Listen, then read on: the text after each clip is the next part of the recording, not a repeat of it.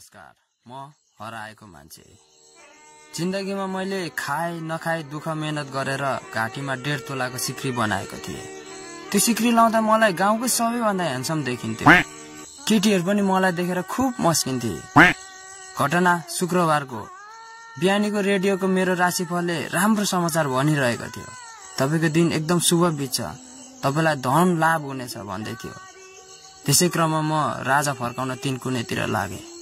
नभन्दै भिडमा थुप्रै युवतीहरू मलाई हेर्दै मस्किरहेथे थिए। भिडहरू एकदम सामान्य थियो। अचानक दौडा दौड भागम भागको अवस्था बन्यो। परबाट कोही आओ आओ भन्दै आइरहेको थिए। मैले मजाले हेरेँ, कमान्डर हुनुहुँदो रहेछ। उहाँलाई देखेर मलाई एक्कासी भगवान प्रकट भए जस्तो लाग्यो। शरीरमा 1.5 तोला मासु घटेर जिउने हलुङ भए जस्तो लाग्यो। मैले हेरिरहे। अचानक मेरो कानको छेउबाट असुल्क्या सुन सुन सुन सुन सुन गर्दै गयो। हतार हतार मैले घाँटी छामे। सुनको सिक्री थिएन। कहाँ गयो? कता झरो? कसले लग्यो?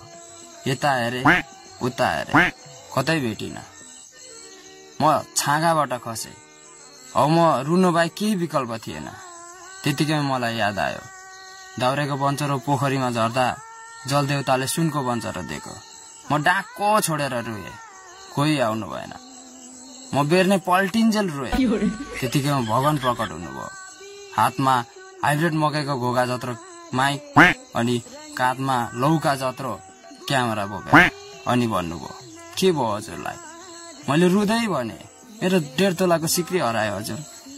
अनि उहाँले भन्नुभयो, राजावादीको सिक्री ताने राजावादी नै हुन्छ, गणतन्त्रवादी हुँदैन।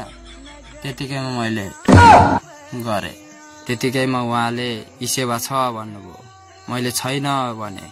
उहाँले डिमेट एकाउन्ट छ भन्नुभयो। मैले छैन भने। कुनै ब्याङ्कमा खाता खोलेको छौ भन्नुभयो। मैले छु भने।